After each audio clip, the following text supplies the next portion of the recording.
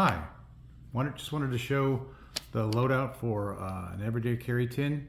This is not a survival tin. This is basically for stuff that you encounter when you're just out and about.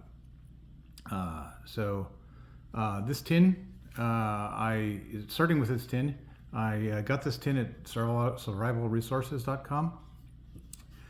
It's a bit bigger than an Altoids tin. It's not hinged like an Altoids tin, so it's the right size for the kinds of tools that I'm trying to put into it. I took the tin that they have and I lined it with a felt or a velvet covered felt, and it makes it less clanky. When you're carrying these things, you don't want to be clanking every time you walk, so this lining and this is nice to make that less noisy. I also put a little bit of tape on here. You can put decals, whatever. I put this on here because it's just what I had that was sticky, but it says that this tin is not something else. It's mine and it's for tools. Anyway, in order to put this thing back, all this stuff back, it's put it together in a very specific order because it's hard to get all this stuff in here. So I'll show how I'm doing that, with first starting off with the very first things that have to go in, and that's these two bits. I'm calling these micro screwdrivers because there really isn't a handle for these things, and you don't need a handle because the kinds of torque you're having to put on these things is so low that this is enough right here. So what this is basically 4 bits, that micro bits that came in a different kit that I wasn't using anymore. And so what I did is I bashed them up, butted them up against each other, and ran a piece of foil tape around this to make it kind of rigid, and then ran some shrink tubing over that, and it makes it pretty rigid. And so this right here is the flat screws. So this is a small screwdriver bit, and this is a thinner one, or a smaller one, and this one right here is triple-aught, and this is double-aught Phillips. So this will take care of most of your tiny screw needs, like sunglasses, other kinds of things like that. And you want to stick it down here in this recess, because you can see right here in the box it's stamped. There's a little bit of a recess there, and you need that clearance. The next thing I have is a pry bar. You can't get these anymore. I'm so sorry. I thought you could. It was such a good idea. A lot of companies copied these things and they just stopped making them all of a sudden. I have 3 of these, so they're dedicated to these kinds of kits. Anyway, it's a pry bar, and it's kind of sharpish, thin on this edge, so you can get into places and then pry up. I can't tell you how many times I've used this to get into stubborn boxes that get warped shut or whatever. It's pretty handy. This is for your standard 1/4-inch bits. You can use it to reef on 1/4-inch bits. And you can actually use this on nuts to grab onto a nut or the end of a bolt. Anyway, pretty useful little tool. I put that up against there, and it makes it almost flush. Then, because I use most of my everyday issues that I have happen to my granddaughters when I'm with them, and I like to be prepared for their kinds of things. And that's what a lot of this stuff is. Some of it isn't, but a lot of it is. And these are the Band-Aids. This is for when they get little boo-boos, and it's just really helpful to have something like this hanging around. And that just goes here. And cool. The next thing you put in here is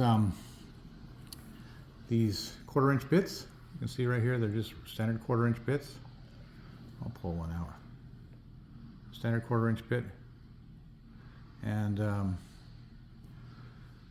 that you got 3 slotted, and all 4, or the 4 typical Phillips, and then some Torx. I think I use a T20 more than anything else. Anyway, when you're putting this in, you want to put this in so that this side is facing the edge, because that right there deals with the curve of the box, and so it allows a little bit more clearance. And then this is the holder for the 1/4-inch bits. This allows you put it in here, and you use it like a screwdriver, and you use this side and use it a little bit like a speed wrench. So you're able to get Most of your you don't have a ratchet, but you get most of your needs taken care of with just this really inexpensive tool. That goes in there. And now I have Leatherman tool, and there's a lot of little tools in the Leatherman Micra, but the only tool that I need, and you'll see why later on. Most of the other tools in here, like a knife, tweezers, stuff like that, I don't need to use them because I have better ones there. But this is pretty good scissor, so I got it just for the scissors. Plus I already had this thing. And that goes here. Next is the Knipex pliers wrench, and you see that it opens up to a pretty good sized jaw. This works like a crescent wrench. You see the jaws are parallel, like a crescent wrench. This is just a lot easier to adjust, and what's nice is that even if you're only close, you reef down on it and it'll close it further. So this is a much faster to deploy open-ended wrench. So when you're putting this thing in, you have to make sure that you put this curvy thing against this curvy box curve. So you're utilizing the curve of the box and the curve of the tool to fit better. This is the Knipex Raptors. So this is more for grabbing round things, like your regular water pump pliers, and you can grab maybe a nut with it too, because these things have got the notch out here for the nuts. But the Raptor is an indisputed leader in slip joint pliers, water pump pliers. This is just a better tool than most of the water pump plier things. And this is the micro size of it. Micro size of these things, both this and the pliers wrench, come with naked handles. And what I did is I ran some shrink tubing around this and heat shrink it so that it's got some nice-ish handles, or good enough handles. That fits in here. Again, the curve going against that side of the box to conserve space. This is a nail clipper, and again, granddaughters need nail clippers, and my wife sometimes needs one when she breaks a nail someplace. I've got one handy so that she can take care of that. This is pretty skookum. I don't use the ones that you get at drugstores because they fall apart or irritating, and sometimes if you have something really that you have to cut, these things will cut anything, and the ones at the drugstore don't necessarily cut anything. So that tucks in there nice and tight, snug. Oh man, well, I forgot this thing, and I'll put it on top just so I can show you that it does fit. This is a Fresnel lens. This is mainly for me because I got old man eyeballs, and this allows you to see things that you wouldn't otherwise be able to see. But I was wondering why I had so much room in there. No, what I have right now, the last tool that I have is a pair of Tweezermans with a sharp pointed tip. They're great for splitters, and again, that's probably the most common use for tweezers. But if you're using for parts, you use this side, and you can pick it up, like that.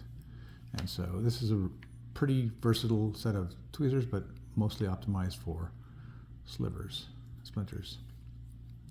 And since this is a sharp tip and you want to preserve that tip, you want to use the little rubber tip that it comes with it to preserve that. And so I'm going to go ahead and one other thing. This is like a little binder clip. It's a little bit more whimsical than a binder clip because it's got it's a little man. So if you want to put a sign on a table or something like it, you could do this. Yay, Adventure Survival Kits. Or you can. I use it on vacation with my wife. She hates the little crack in the drapes that doesn't always close, and so you just clip this on there, and it makes it dark when it otherwise wouldn't be. And let's go ahead and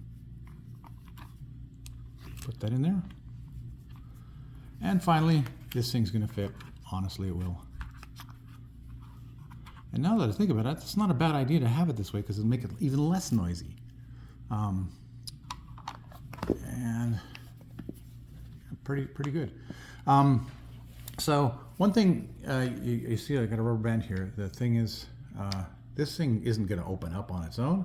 It shuts pretty securely. But if you drop this thing, it's going to pop open and it's going to disgorge its contents all over the place, and you're probably going to lose some pieces. That's why I use a Ranger band. You can use, instead of a Ranger band, you can use the big blue rubber bands that they use to secure celery or asparagus in the grocery store. Me, I like Ranger bands because they don't wear out. They don't stretch out and not be usable anymore. So that is the contents of this thing. And you notice I didn't talk about a knife. This is like an irritating thing. There is a knife in there. It is in a Leatherman Micra.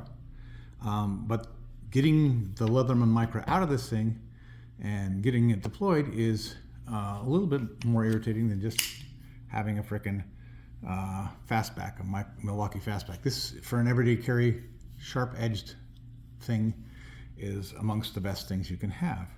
And that's because it's got a regular blade. It's got a little stripper here.